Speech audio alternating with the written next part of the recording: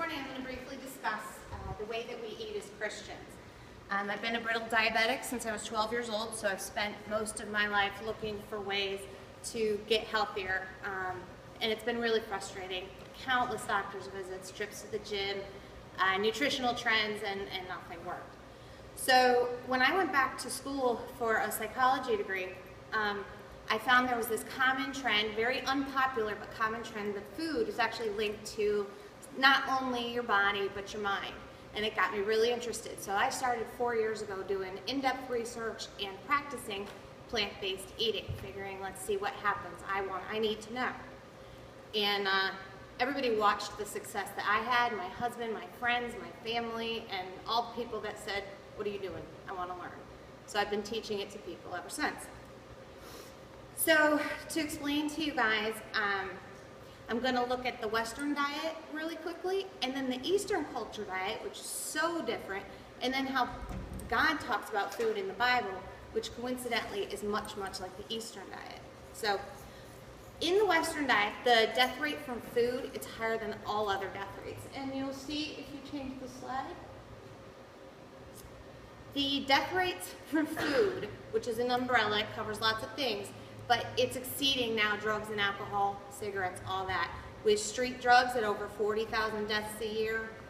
Prescribed drugs, now mind you, that's under doctor care, over 100,000 deaths a year. Alcohol, over 80. Food, up near 700,000 people dying a year. Death rates from food, it's exceeding car accidents, with 32,000 people dying a year or more from car accidents. Drunk driving, over 10,000, and food, very, very high. You can move to slide 3.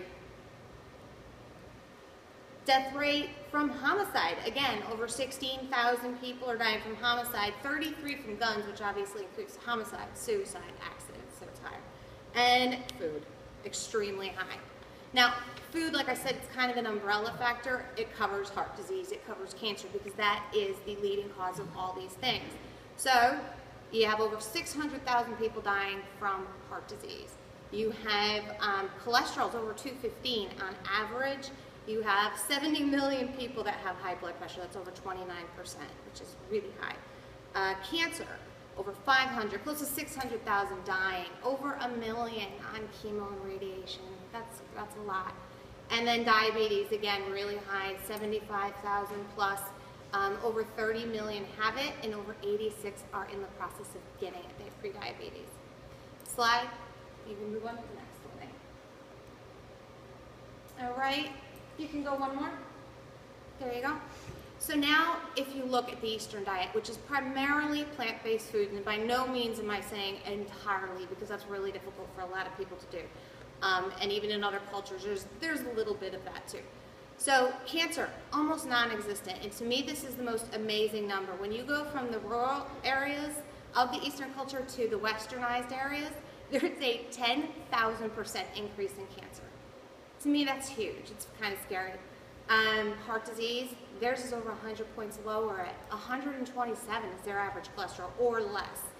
And diabetes, same thing. It's tripled in numbers in type 2 with kids in the areas of, say, Japan, especially, where America has come in with, McDonald's and all these different things. So what do they eat? You can go to the next one. This is actually Dr. Campbell. He ran a China study. He went to China for 20 years, and he watched what they ate and the things that happened. And so he highly recommends increasing your fruits, vegetables, grains, nuts, seeds, and decreasing your meat. Again, he says decrease it. He doesn't say eliminate it at any point, so I like that. They primarily eat, like I said, grains, fruits, veggies, nuts, seeds, and beans or legumes. And they get so much protein from these foods that they're in fact living way longer than Americans are. Their bone disease is less, their muscle deterioration is less, and psychologically they are all really much better off if you look at statistics. Now, then you go to the Bible. You can go ahead. That's the Eastern diet type of foods, and remember that, because I'm going to show the Bible foods in a minute. Now, the Bible, I just find very interesting the things that it discusses about plants and how much he actually talks about them. We begin in a garden. So, and in Genesis 1:29, he tells us to sustain and medicate on the grains of the earth.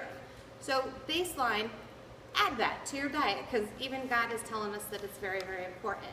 Now, he told us to care for the animals. He told us the animals pleased him, they're good. The most important, Psalm 36:6, care for people and animals alike. So, well, I don't think he's saying don't eat animals. I think the mass production of them, I don't know how happy it makes him. So it just kind of makes my heart ache a little bit in that area. And if you go ahead. Our bodies are also the temple of God, fearfully and wonderfully made. He dwells in us and has a purpose for our bodies that we should care for. He even speaks about our minds. A good report makes healthy bones, and meditate on these things. We are not to defile our temples, according to Corinthians.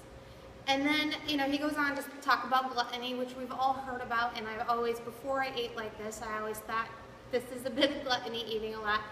But I remember as a kid always hearing about do not drink too much wine. I never heard do not eat too much meat, and that is in the same verse.